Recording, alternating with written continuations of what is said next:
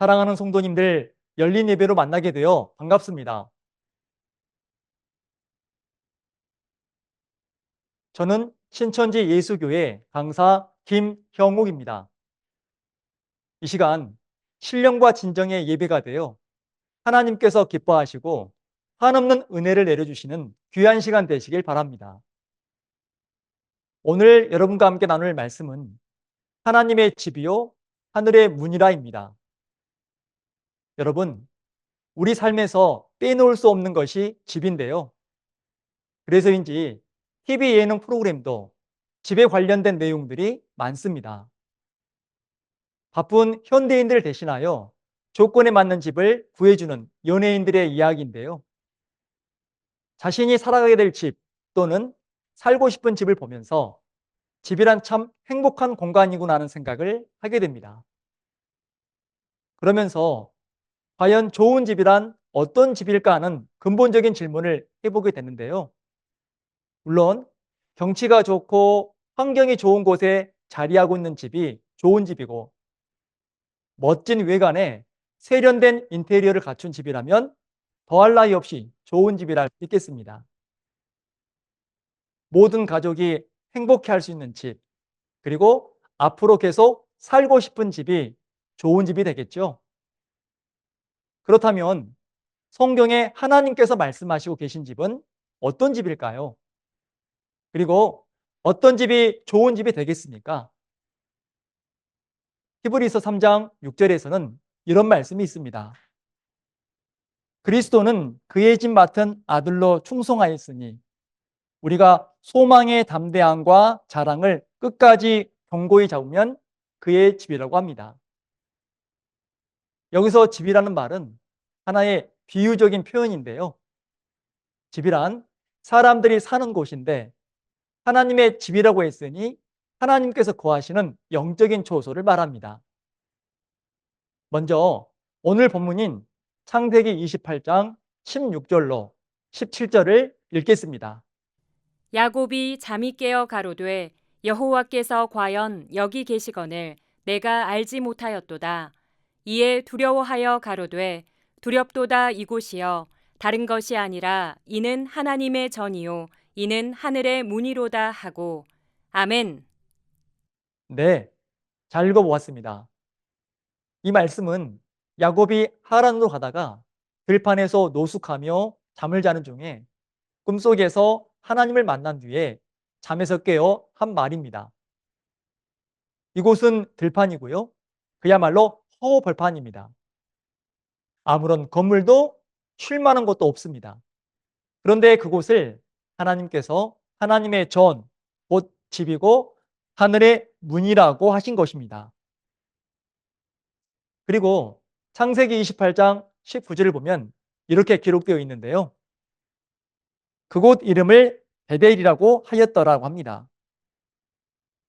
야곱이 잠에서 깨어 그곳을 하나님의 집이요 하늘의 문이라고 부른 뒤에 베개로 삼았던 돌을 기둥처럼 세우고 거기에 기름을 부었습니다. 어떤 곳인지 거룩하게 구별하기 위해 의식을 치른 뒤에 그곳의 이름을 정식으로 베델, 즉 하나님의 집이라고 불렀다는 것입니다. 성경에는 이렇게 하나님의 집이라는 표현이 많이 나옵니다. 고린도전서 3장 16절에서는 너희가 하나님의 성전인 것과 하나님의 성령이 너희 안에 거하시는 것을 알지 못하느냐라고 말씀하고 있는데요. 바울이 고린도 교인들에게 책망하면서 한 말이 되겠습니다. 고린도 교인들 한 사람 한 사람이 다 하나님의 집이고 고린도 교인들이 모인 곳, 즉 고린도 교회가 하나님의 집인데 왜 이 사실을 잘 몰랐다는 것이죠. 자기가 있는 곳이 하나님의 집인지 모르다 보니 그 집이 하나님의 집다운 집일 수 없게 되었다는 책망의 말씀입니다. 그러므로 하나님의 성령이 우리 안에 거하심으로 우리 성도님들 한 사람 한 사람이 바로 하나님의 집, 하나님의 성전이라고 말씀하고 있습니다. 그리고 마태복음 18장 20절에는 이와 같이 기록되어 있는데요. 두세 사람이 내 이름으로 모인 곳에는 나도 그들 중에 있느니라고 말씀하고 있습니다. 그리스도인들이 예수님의 이름으로 모인 곳에 주님께서 그곳에 함께 계신다는 말씀입니다. 그러니까 그리스도인들이 모인 곳, 그곳에 주님께서 계시기 때문에 그곳이 곧 하나님의 집인 성전이라고 불리게 되는 것이죠. 이런 의미에서 히브리서 3장 6절에서는 우리가 그의 집이라고 했습니다. 여기서 하나님의 집이라고 불린 사람들은 누구인가? 히브리서 3장 1절을 읽겠습니다. 그러므로 함께 하늘의 부르심을 입은 거룩한 형제들아, 우리의 믿는 도리의 사도시며 대제사장이신 예수를 깊이 생각하라. 아멘. 읽어보신 것처럼 하나님의 집을 히브리서 3장 1절에서는 함께 하늘의 부르심을 입은 거룩한 형제들로 말씀을 하고 있는 것을 알아보았습니다. 다시 말해 예수님을 믿고 함께 하나님의 부르심을 받은 성도들이 바로 하나님의 집이라는 말씀입니다. 그렇습니다. 하나님의 집은 눈에 보이는 건물을 말하는 것이 아니죠.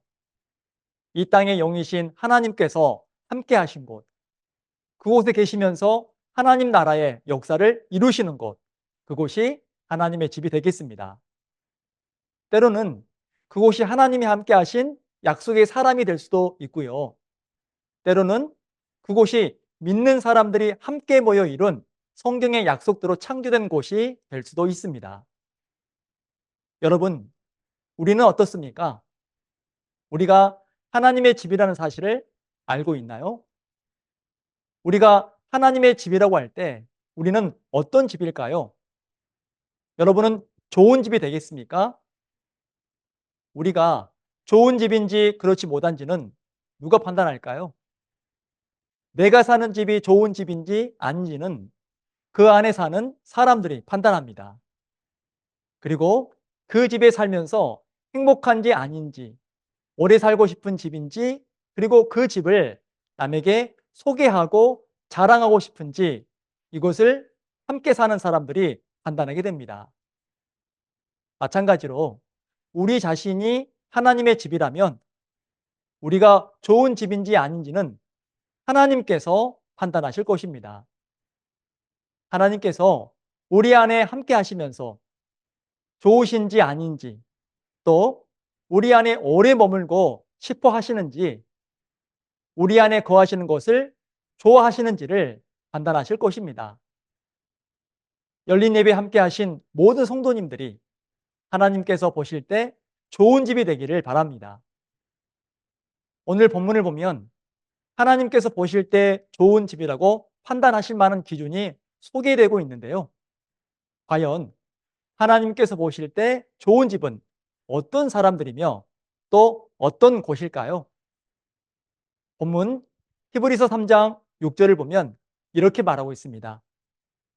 우리가 소망의 담대함과 자랑을 끝까지 견고히 잡으면 그의 집이라 하시는데요. 하나님의 집이라면 소망의 담대함과 자랑을 끝까지 굳게 잡고 있어야 한다는 것입니다. 그러니까 좋은 집이란 소망의 담대함, 곧 확신과 자랑을 끝까지 잘 잡고 있는 사람이라는 말씀입니다. 결국 우리가 좋은 하나님의 집이라면 두 가지가 필요한다는 것인데요. 먼저는 소망의 담대함, 곧 소망의 확신입니다. 소망의 확신이란 무엇일까요? 우선 소망을 살펴보겠습니다. 사실 기대라는 말 때문에 소원과 소망을 혼돈하기 쉬운데요. 그러나 소원과 소망은 분명히 다릅니다. 소원이란 자기 마음속에 일어나는 것이지만 소망이란 하나님께서 주신 것을 믿음으로 받는 것입니다. 소망이란 하나님의 말씀 안에서 생각하거나 바람대로 이루어지는 것을 기대하고 원하는 마음이 소망이 되겠습니다. 그래서 소망이란 말의 한자를 보시면 바랄 소자에 바랄 망자인데요. 소원을 가진 사람은 스스로에게 다 잘 될 거야 라고 말하지만 소망을 가진 사람은 하나님의 약속을 바라보고 지키자라고 말을 합니다. 그렇습니다. 우리가 예수를 믿게 되면 소망을 가지게 되고 하나님께서 약속하신 천국과 영생의 소망으로 살 약속을 가지고 살게 되는 것입니다. 그런데 오늘 말씀에 보면 소망에 대한 담대함이 있어야 한다고 말씀하고 있습니다. 여기서 담대함이란 두려움이 없는 용기를 말합니다. 우리가 하나님의 소망에 확실한 믿음이 있다면 어떠한 어려움이 닥쳐와도 이를 이겨낼 수 있는 용기가 생긴다는 것이고 그에게 하나님께서 함께 하신다는 것입니다. 그런즉 우리는 소망에 대한 확신을 가져야 하는데요. 그럼 어떻게 해야 확신에 거할까요? 디모데후서 3장 14절로 15절까지를 읽겠습니다. 그러나 너는 배우고 확신한 일에 거하라. 내가 뉘게서 배운 것을 알며 또 내가 어려서부터 성경을 알았나니 성경은 능히 너로 하여금 그리스도 예수 안에 있는 믿음으로 말미암아 구원에 이르는 지혜가 있게 하느니라. 아멘. 네, 잘 읽어보았습니다. 그러나 너는 배우고 확신한 일에 거하라. 내가 뉘게서 배운 것을 알며 또 내가 어려서부터 성경을 알았나니 이 성경에는 구원에 이르는 지혜가 있다고 말씀하고 계시죠. 그러므로 읽어보신 말씀에서도 배우고 확신한 일에 거하라고 하시고 계십니다. 그럼 확신이란 흔들림 없는 굳은 믿음을 말하는데요. 우리가 살아가면서 배우고 알아야 할 것들이 정말 많이 있습니다. 그러나 우리를 구원의 지혜가 있게 하지는 못합니다. 오직 하나님의 말씀인 성경을 배우고 깨달음을 통하여 구원의 지혜가 있게 되니 예수님 먼저 배우라고 말씀하고 계십니다. 확실한 믿음이란 확실한 깨달음을 통해 있게 되고 확실한 깨달음은 하나님의 말씀을 배움으로 있게 됨을 알려주신 것이죠. 확실한 믿음에 대해 히브리서 11장 6절의 말씀을 보면 이렇게 말씀하고 있습니다. 믿음이 없이는 기쁘시기 못하나니 하나님께 나가는 자는 반드시 그가 계신 곳과 또한 그가 자기를 찾는 자들에게 상 주시는 이심을 믿어야 할지니라고 말씀하고 계시죠. 하나님이 우리와 함께 하시는 것과 하나님을 찾는 자들에게 상을 주신다는 것을 아는 사람들이 확실한 믿음을 가지고 있으며 이들을 하나님께서 기뻐하신다는 말씀입니다. 반대로 믿음이 없는 사람은 하나님과 하나님의 말씀을 깨닫지 못하며 하나님이 주실 상에 대한 소망이 없는 사람들인 것입니다.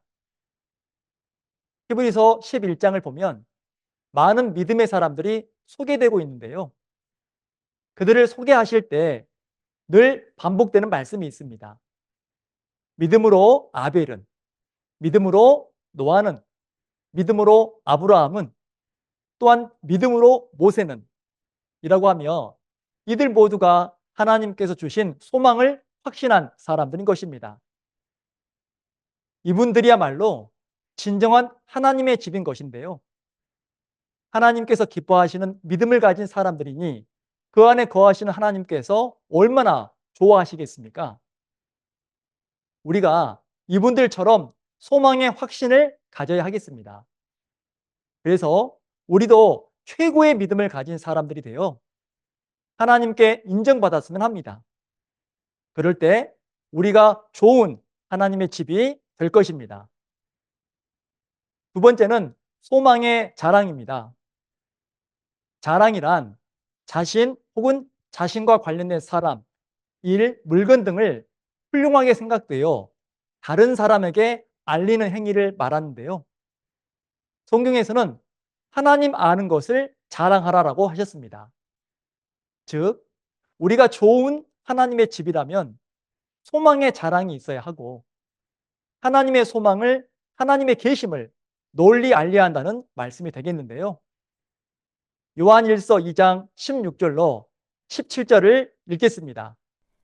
이는 세상에 있는 모든 것이 육신의 정욕과 안목의 정욕과 이생의 자랑이니 다 아버지께로 쫓아온 것이 아니요 세상으로 쫓아온 것이라.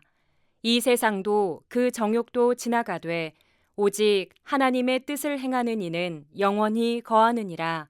아멘. 네, 잘 읽어보았습니다.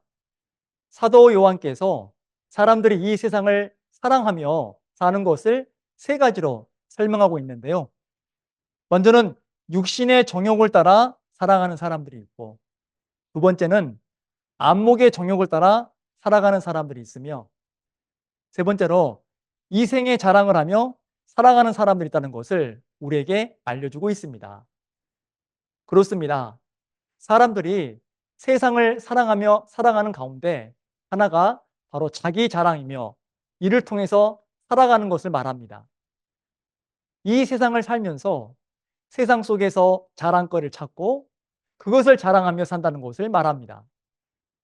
사람들이 세상에서 찾은 자랑거리는 저마다 다르고 다양합니다. 남들에게 없지만 내게는 있는 것을 자랑합니다. 남들은 할 수 없지만 나는 할 수 있는 것을 자랑합니다. 열심히 노력해서 이루어 놓은 것들을 자랑합니다. 이런 자랑거리를 자랑하며 이 세상에서 자랑스럽게 살아간다는 것인데요. 이것이 바로 이생의 자랑이 되겠습니다.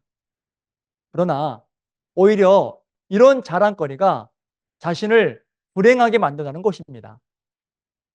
이생의 자랑 때문에 하나님께서 주시는 소망을 갖지 못하게 되고 이생의 자랑 때문에 세상을 사랑하게 되며 하나님을 사랑하지 못하게 됩니다. 그래서 결국 구원받지 못하고 저주받게 되는 것인데요. 그런데 고린도후서 11장을 보면 세상 사람들이 이해할 수 없는 이상한 자랑거리가 기록되어 있습니다. 함께 고린도후서 11장 17절로 18절 말씀을 읽겠습니다. 내가 말하는 것은 주를 따라 하는 말이 아니요 오직 어리석은 자와 같이 기탄 없이 자랑하노라. 여러 사람이 육체를 따라 자랑하니 나도 자랑하겠노라. 아멘. 네, 잘 읽어보았습니다. 읽어보신 말씀처럼 사도 바울도 자기도 자랑거리가 있어서 자랑해 보겠다고 말을 합니다. 그러면서 세 가지 자랑거리를 이야기하게 되는데요. 그 중에 하나가 어리석음입니다. 본문 17절을 보시면 내가 말하는 것은 주를 따라 하는 말이 아니요 오직 어리석은 자와 같이 기탄 없이 자랑하노라고 말하고 있습니다. 세상의 지혜로운 사람들이 볼 때 자신은 어리석은 사람처럼 보일 텐데요. 이것을 감추지 않고 자랑하겠다는 것입니다. 두 번째는 고난입니다. 고린도후서 11장 23절에서 27절을 보시면 이 내용을 정리해 보니 옥에 갇히고 매도 수없이 맞고 여러 번 죽을 뻔하고 배가 파선하고 강도와 동족의 위험과 이방인의 위험 등 수많은 위험과 수고하며 애쓰고 여러 번 자지 못하고 굶고 춥고 헐벗었다고 말하고 있습니다. 자기가 당한 고난을 자세하게 열거하고 있는데요. 만약 여러분이라면 내가 복음을 전하는 가운데 이런 어려움을 당한다면 과연 이것이 소망의 자랑이 되겠습니까? 세상 사람들이 볼 때 이것은 부끄러운 일이고 감추고 싶은 일이겠지만 사도 바울은 자랑 삼아 이야기하고 있습니다. 세 번째는 약함입니다. 고린도후서 11장 30절을 보시게 되면 내가 부득불 자랑할진대 나의 약한 것을 자랑한다고 하고 계시는데요. 바울이 왜 이런 것들을 자랑거리라고 말하고 있는 것일까요? 세상을 사랑하며 이생의 자랑을 하는 사람들이 볼 때는 결코 자랑거리가 아닐 뿐더러 오히려 숨기고 싶은 부끄러운 일들인데 왜 이것을 자랑하고 있는 것일까요? 자기는 어리석지만 하나님께서 자신에게 주신 지혜를 세상 그 누구보다도 지혜로운 삶을 살아왔다는 것을 이야기하고 있는 것입니다. 또한 자기는 세상 그 누구보다도 많고 큰 고난을 당했지만 하나님께서 자기에게 견딜 수 있는 인내와 이겨낼 수 있는 힘을 주셔서 그것들을 다 이겨낼 수 있다는 것을 이야기하고 있는 것입니다. 그리고 자기는 약한 사람이지만 하나님께서 함께 하시고 능력을 주셔서 그 누구보다도 강한 사람이 되었다는 것입니다. 바로 이것이 소망의 자랑입니다. 자기는 남들에게는 없는 하나님께서 주신 소망이 있다는 것을 자랑하는 것입니다. 이 소망 때문에 비록 자기가 어리석고 큰 고난을 많이 당하였고 약한 사람이지만 포기하지 않고 실패하지 않고 승리할 수 있었다는 것을 자랑하는 것입니다. 바울이 어떻게 이런 것들을 자랑할 수 있었을까요? 과연 바울이 깨달은 것은 무엇일까요? 이를 알기 위해 빌립보서 3장 7절로 8절까지 말씀을 읽겠습니다. 그러나 무엇이든지 내게 유익하던 것을 내가 그리스도를 위하여 다 해로 여길 뿐더러 또한 모든 것을 해로 여김은 내 주 그리스도 예수를 아는 지식이 가장 고상함을 인함이라. 내가 그를 위하여 모든 것을 잃어버리고 배설물로 여김은 그리스도를 얻고. 아멘. 네, 잘 읽어보았습니다. 사도 바울은 당시 유명한 율법사로서 하나님을 알고 가르쳐 왔으나 자신이 지금까지 배웠고 가르쳐 왔던 율법의 잘못된 가르침을 모두 버리고 예수님께서 허락해 주신 지식, 곧 구약에 기록된 모든 약속을 이루시고 약속대로 오신 분이 예수님이심을 아는 것이 가장 높고 뛰어남을 깨달았던 것입니다.